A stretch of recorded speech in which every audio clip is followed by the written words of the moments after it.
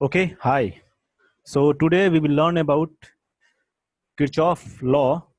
This is one of the best and most important topic of 12th class physics, and I will try to explain each and every point regarding this topic.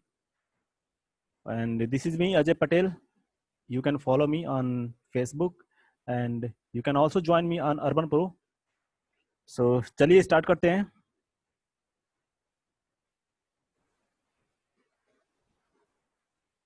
Okay, so Kirchhoff rule. Basically, there are two rules. First one is junction rule. At any junction, the sum of current entering the junction is equal to the sum of current leaving the junction. मतलब ये कि किसी junction पे, किसी point पे आने वाली current का सम बराबर होता है जाने वाली करंट का सम. दूसरी भाषा में आप कह सकते हो कि algebraic sum of electric current at a junction is equal to 0. Simply see suppose this is a junction, okay, and यहाँ पर तीन रास्ते से करंट इंटर हो रही है. सपोज करो ये करंट I1 है, ये करंट I2 है, और this is the current I3, okay. और यहाँ से दो करंट निकल रही है, ये करंट I4 है एंड दिस इज I5. तो according to this rule, junction rule, आने वाली करंट का सम इस जंक्शन पे, ध्यान से देखो, इस जंक्शन पे आने वाली करंट कौन कौन सी है, I1, I2, I3. सो I1 plus I2 plus I3, आने वाली करंट का sum should be equal to जाने वाली करंट का sum. That means I4 plus I5. Okay, this is the first rule of Kirchhoff law, as simple as that.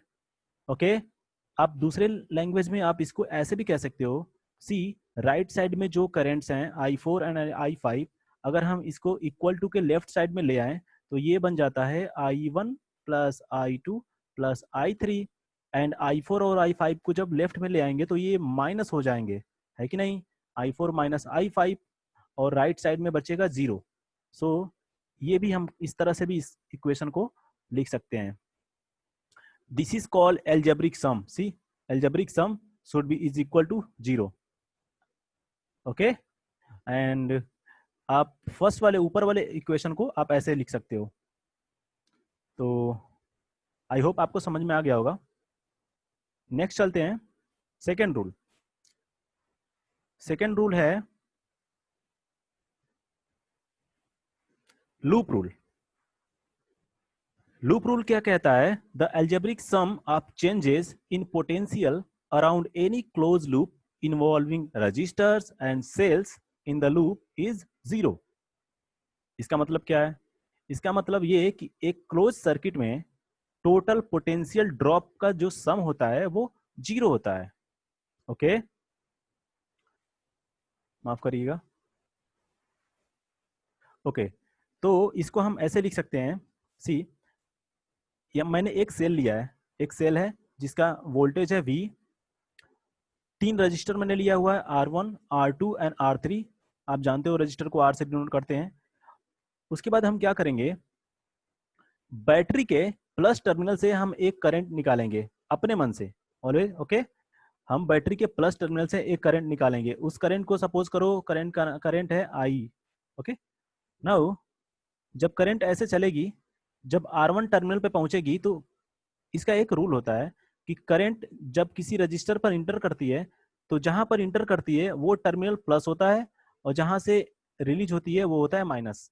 Okay, फिर R2 पर यहां से निकलेगी, R2 पे इंटर करेगी तो जहां पर इंटर करेगी वो प्लस हो जाएगा, और R2 के जिस टर्मिनल से निकलेगी वो माइनस हो जाएगा.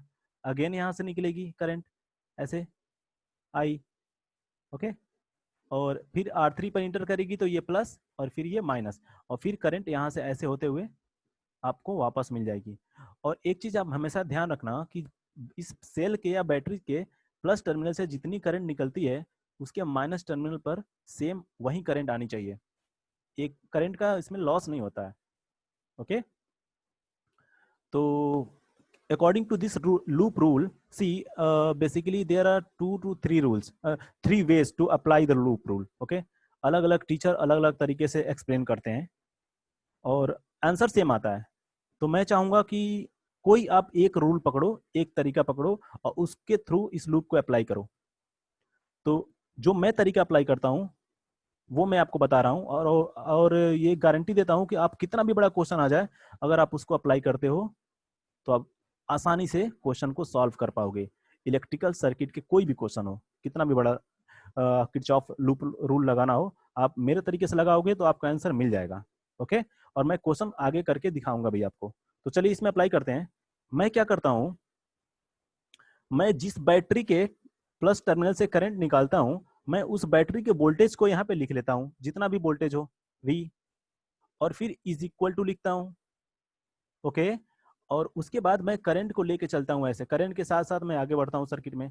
करंट यहाँ से यहाँ गई, और उसके बाद यहाँ पर रजिस्टेंस में इंटर करेगी, रजिस्टर में। तो जब इस करंट को जब रजिस्टर में इंटर करेगी ये करंट, तो I इंटू R1 से मल्टीप्लाई करते हैं, तो I इंटू R1 जो वैल्यू आती है उसको बोलते हैं potential drop across this register.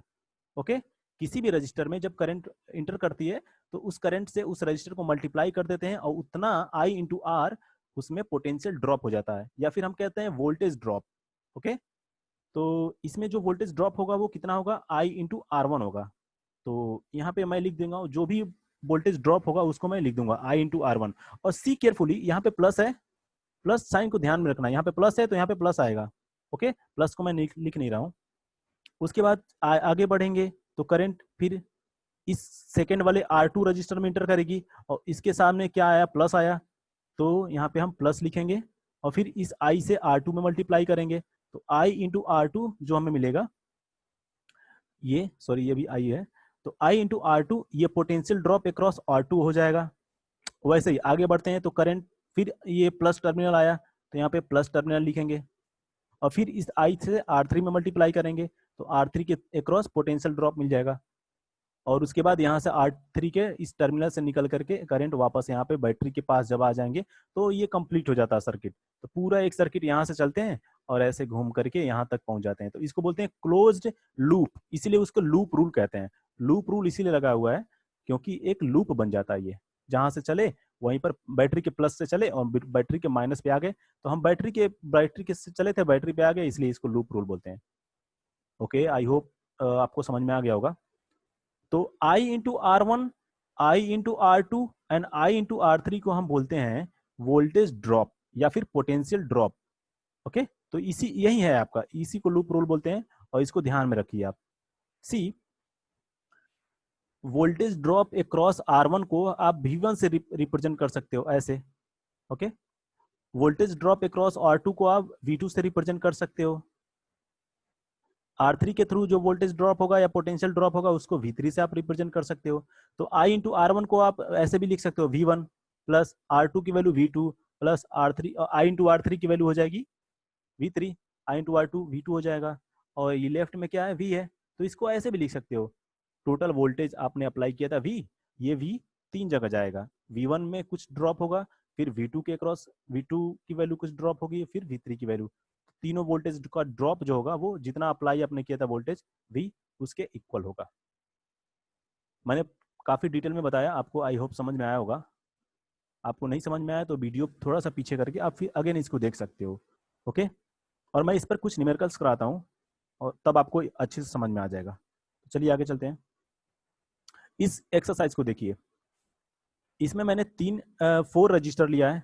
यहाँ पर 40 ओम का रजिस्टर है, यहाँ पर 20 ओम का है, ये 1 ओम का है, और ये 1 ओम का है। और मैंने 2 बैटरी ली है, इसको बैटरी या सेल आप कुछ भी कह सकते हो, बेसिकली सेल कहते हैं, तो सेल या बैटरी आप कुछ भी कह लो। ये 80 वोल्ट का है और ये 45 वोल्ट का है। ओके, और हम क्या करेंगे, इसमें पूछ क्या रहा है, ये they are asking find electric current flowing in the circuit and voltage drop across each resistors. ठीक है, तो हम इसको सॉल्व करते हैं।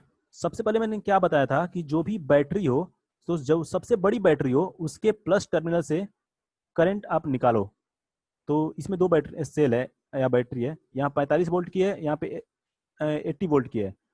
तो हम 80 वोल्ट के बैटरी से एक करंट निकालेंगे, सपोज करो ये I है। ओके, और ये इंटर यहाँ से निकलेगी, फिर 1 ओम के रजिस्टर पे इंटर करेगी, तो जहां पर इंटर करती है वो प्लस होता है टर्मिनल, जहां से निकलती है वो माइनस होता है रजिस्टर का, मैंने आपको बताया। फिर यहाँ से निकलेगी करंट, यहाँ पे पहुंचेगी, यहाँ पर पहुंचने के बाद ये वाला प्लस टर्मिनल हो जाएगा, ये माइनस टर्मिनल। फिर यहाँ से निकलेगी और फिर जब यहाँ पे सेल आ गया, सेल के अंदर इंटर करेगी और निकलेगी।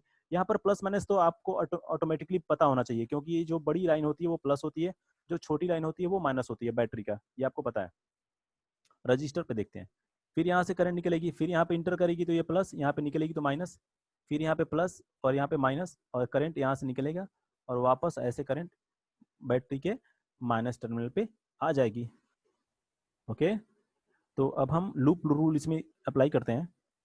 कैसे लूप रूल अप्लाई करते हैं, मैं नेक्स्ट पेज पे चलता हूँ और इस फिगर को मैं दोबारा ड्रॉ करूँगा। 41 21, okay, so this is something like that. See, यहाँ पे 40 ओम का एक रजिस्टर है, फिर 1 ओम का रजिस्टर है, और देन यहाँ पे एक सेल लगा हुआ है। आई डोंट नो कौन सा प्लस है कौन सा माइनस है। ओके, ये प्लस है, तो ये बैटरी प्लस है, ये माइनस है। और फिर आगे चलते हैं, अगेन एक रजिस्टर लगा हुआ है, और यहाँ से एक बैटरी है, माफ करिएगा, ये मैं इरेज करता हूँ, ये वाला निगेटिव टर्मिनल है ना,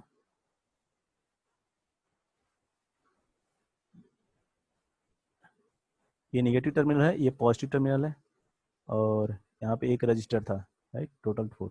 ये 40 ohm, 1 ohm, this is 20 ohm, and this is 1 ohm. ये 45 वोल्ट है, and this is 80 volt, this is plus, this is minus.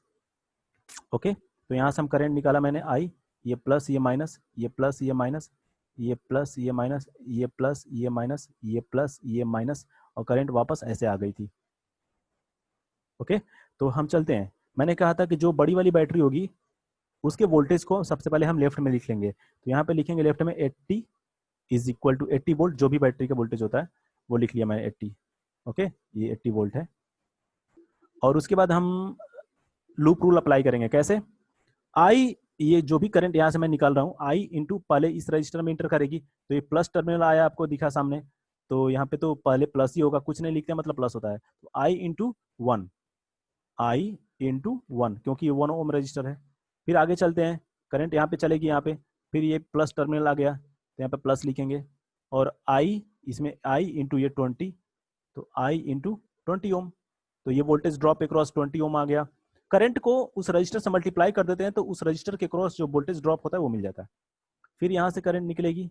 फिर बैटरी का आप ध्यान देखो, बैटरी का कौन सा टर्मिनल आपको मिला, माइनस टर्मिनल, सॉरी, बैटरी का आपको माइनस टर्मिनल मिला, तो आप यहाँ पे माइनस टर्मिनल लिखोगे, माइनस लिखोगे साइन। और कितने वोल्ट की बैटरी है, 45 वोल्ट की है, 45 वोल्ट की है, माइनस 45 लिख देंगे। और अगेन आगे चलते हैं, फिर ये करंट जब यहाँ पे पहुंचेगी तो इस रजिस्टर के प्लस टर्मिनल पे इंटर करेगी, तो हम इसको करेंगे 1 इंटू आई, राइट, आई इंटू 1 भी कह सकते हो आप। उसके बाद फिर आई चलेगी आगे, फिर रजिस्टर के देखो आपको प्लस टर्मिनल मिला ना, तो फिर इसमें क्या करेंगे, प्लस 40 आई, या फिर आई इंटू 40, बस आप यहाँ से आपको आंसर मिल जाएगा। तो ये हो जाएगा आई प्लस 20 आई माइनस 45 प्लस आई प्लस 40 आई। ओके, अब ये माइनस 45 को लेफ्ट में लेते जाओ आप, तो 80 प्लस 45 हो जाएगा, और ये 20 आई 1 आई 21 आई, और ये 41 आई हो जाएगा। तो टोटल कितना हो जाएगा, 41 एंड 21 2, 4 टू 62 आई, सही है ना, ये इतना हो जाएगा। और 80 और 45 को ऐड करेंगे तो कितना हो जाएगा, 8 4 12 12 5, ये हो जाएगा, मतलब 125 बराबर 62 आई। हिंदी इंग्लिश सब मिक्स कर दे रहा हूँ मैं, चलो कोई बात नहीं, आई होप आपको समझ में आ रहा होगा। तो I इज इक्वल टू, आई की वैल्यू मिल जाएगी 125 अपॉन 62, ठीक है ना बेटा। अब आपको इसको करना क्या है, 62 से आप डिवाइड करो 125 में, जो भी रिजल्ट आएगा वही आपकी करंट होगी, और करंट की यूनिट क्या होती है, एम्पियर में लिखते हैं। ओके, तो इसको ऐसे रिप्रेजेंट करते हैं। तो आपको इलेक्ट्रिक करंट बताना था इस सर्किट में कितना फ्लो हो रही है, ये आपको मिल गई। अब नेक्स्ट इसमें क्या बताना है आपको, आपको बताना है, मैं पीछे बनाता हूँ, आपको बताना है कि वोल्टेज ड्रॉप या potential drop across each resistor बताना है आपको, राइट। तो सी, वोल्टेज ड्रॉप कितना होता है? अगर मैं आपसे कहूँ कि 1 ओम के क्रॉस कितना वोल्टेज ड्रॉप हुआ, तो 1 ओम में आप करंट जितनी आ रही है वो निकालो, तो आई इंटर कर रही है, आई इंटू ये रेजिस्टेंस से मल्टीप्लाई कर दो 1 से, तो I into 1, this is the voltage drop across 1 ohm resistor, this is voltage drop across 20 ohm resistor, this across, and this is voltage drop across 1 ohm resistor across this, and this is voltage drop across 40 ohm resistor, this is across this. तो करना क्या है, जिस भी register के across voltage drop पता करना है, उस रजिस्टर को जो भी ये करंट मिला है इससे मल्टीप्लाई कर दो, आ जाएगा। आई होप मैं समझ में आ गया। वोल्टेज ड्रॉप अक्रॉस 40 ओम ऐसे लिखते हैं, इज इक्वल टू हो जाएगा आई इंटू 40, और आई की वैल्यू आपको मिल गई है, आई की वैल्यू कितनी है 125 अपन 62 मल्टीप्लाई बाई 40। ओके, जो भी रिजल्ट आए ये आपको वोल्टेज वोल्ट में आंसर आएगा। वैसे ही वोल्टेज अक्रॉस 20 ओम निकालना है, तो ये हो जाएगा आई इंटू 20, आई इंटू 20, और आई की वैल्यू है 125 अपान 62 मल्टीप्लाई बाई 20, ये मल्टीप्लाई करो आप, आ जाएगा। तो डियर स्टूडेंट, मुझे लगता है कि आपको समझ में आया होगा अच्छे से, और अगर समझ में आए तो बताइए आप, please let me know in the comment box. नहीं आया तो भी बताइए, मैं दूसरी वीडियो बना करके उसको और अच्छे से एक्सप्लेन करूँगा, और इन द नेक्स्ट वीडियो मैं आपको कुछ प्रॉब्लम सॉल्व कराऊंगा जो एनसीईआरटी 12th क्लास फिजिक्स से होंगे। ओके, और क्वेश्चन कुछ मैं एआई पीएमटी से मैंने निकाला हुआ है, मैं वो क्वेश्चन भी आपको कराऊंगा, अटेम्प्ट कराऊंगा। Okay guys, so thank you very much for watching my video, and if you like it then like it and subscribe my channel for get next video. Okay, thank you, bye bye.